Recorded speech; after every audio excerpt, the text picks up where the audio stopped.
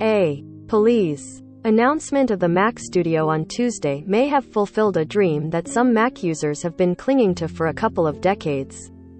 Finally, there's a modular desktop Mac that's more powerful than the Mac Mini without carrying the Mac Pro's high price tag.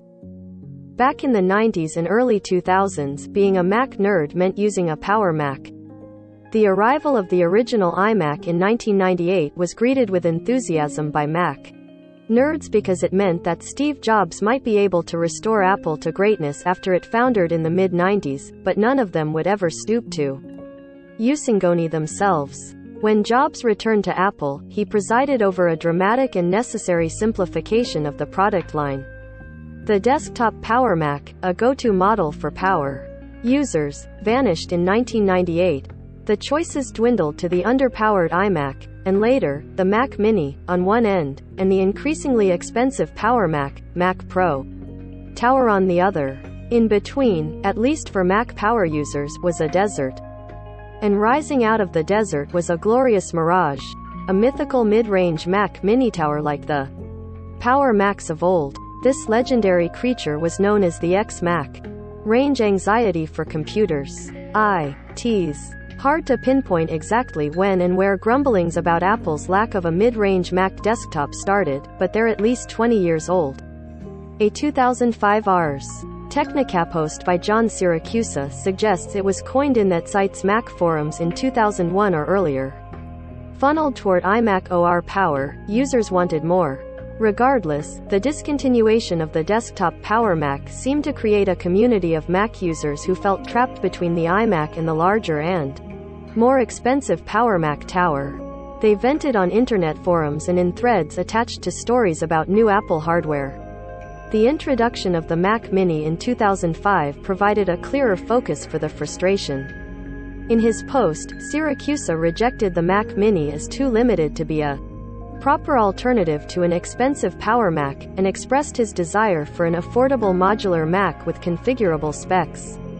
Here's what I want. Start with a choice of two possible CPUs, the very fastest single CPU Apple sells, and the second fastest. In contemporary terms, these would both be dual-core CPUs. The internal expansion buses should also be top of the line, but with less capacity than the Power Mac. The build-to-order options must span the entire range for each item that can be configured. Ladies and gentlemen, I give you the X-Mac. My X-Mac. The Mac that I want to buy. Reduced to one sentence, it's a completely configurable, headless Mac that trades expandability for reduced size and cost.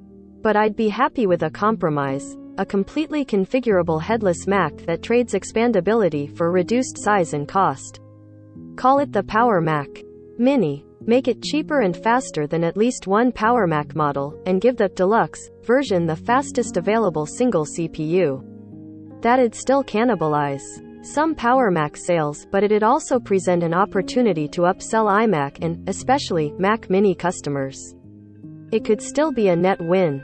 Siracusa was happy to trade away expandability, but for many users, it was impossible to detach the desire for the X-Mac with the desire for a modular PC-style Mac.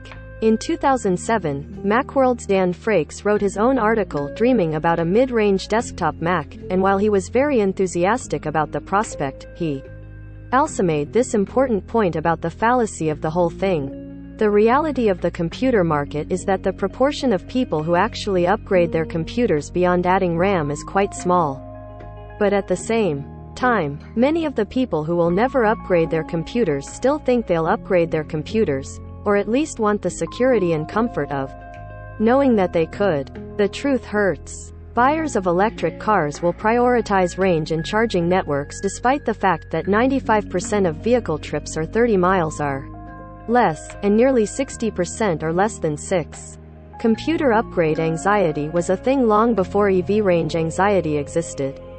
Of course, the last 2 decades have almost entirely eliminated the concept of upgradable tech, especially on Apple's devices.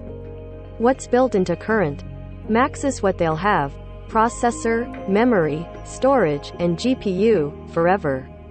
Only the ultra-expensive Mac Pro offers upgradability.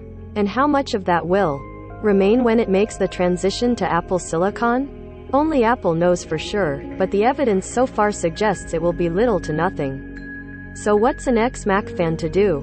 A lot of them tried building Hackintoshes, custom Intel PCs that used Apple-compatible parts, onto which macOS could be installed. In 2008, a company named SiStar tried to sell macOS-compatible mini towers directly to consumers, only to be sued into oblivion by Apple.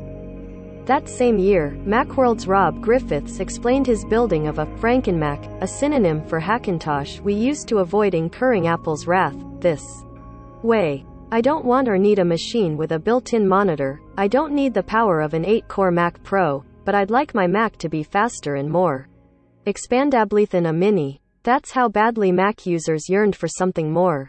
Macworld magazine devoted 5 physical pages to a story about buying a SiStar clone and building a Hackintosh, all in order to create a Mac that Apple refused to make. The Hackintosh community never really died. There are still YouTube tutorials showing you how to make one. However, the Mac's move away from Intel means that Hackintosh era is going to be coming to a close in the next few years. 2013 Mac Pro.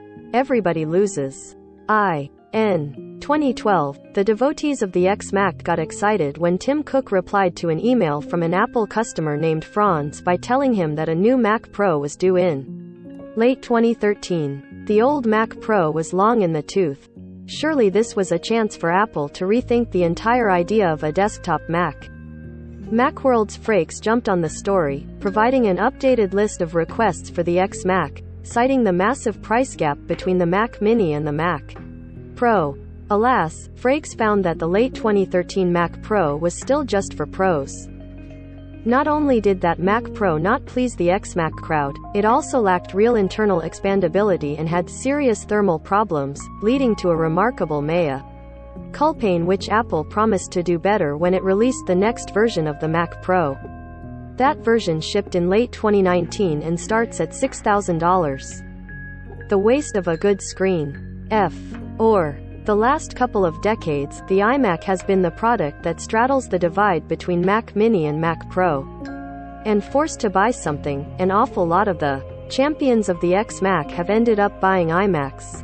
I'd argue that this ended up distorting the iMac, forcing it to support high-end chips and other features that overcomplicated what was meant to be a friendly consumer all-in-one. The M1 iMac, with its simple design and bright colors, is a return to form. And then there's the waste of that perfectly good display, which has always nagged at many X-Mac proponents. Displays can last a very long time, and if you're the type of person who upgrades your computer every 2 or 3 years, it means you're tossing out a perfectly good screen. It just seems wasteful. Apple briefly offered a feature called Target Display Mode, which allowed you to boot an iMac and use it as a dumb external display.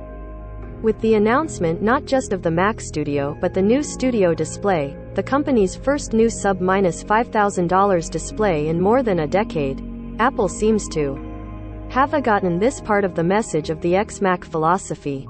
Yes, buying a Mac Studio and a separate display will cost a lot more than an iMac, but at least you can swap out the computer for a new one in a couple of years.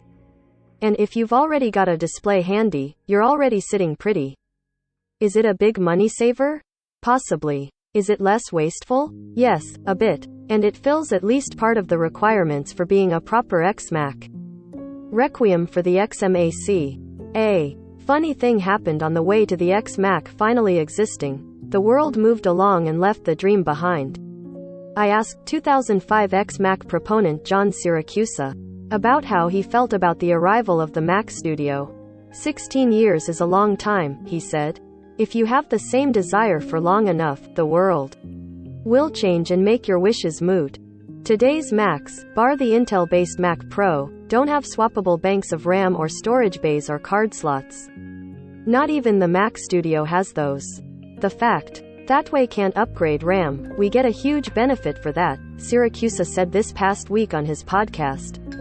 Apple's not doing it just to be mean. The memory is really, really fast. It makes the computers better.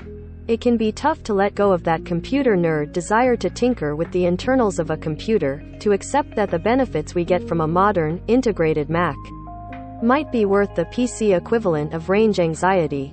It's hard to fight human nature. But if you look past it, you see this. Apple's now selling a computer that's powerful enough to please power users, but doesn't start at $6,000. It's not that there aren't still holes in the lineup that might need to be filled by a more powerful Mac Mini, but the decades-long desire for power users to buy a desktop Mac in between the Mac Mini and Mac Pro has finally fulfilled. Even ex-Macworld editor and ex-Mac fan Rob Griffiths, who built that Franken-Mac back in the day, bought a Mac Studio this week. That oasis in the Mac desktop desert? It's not a mirage anymore. In this stream, Apple's peak performance event, rumors, news, and announcements. View all 31 stories.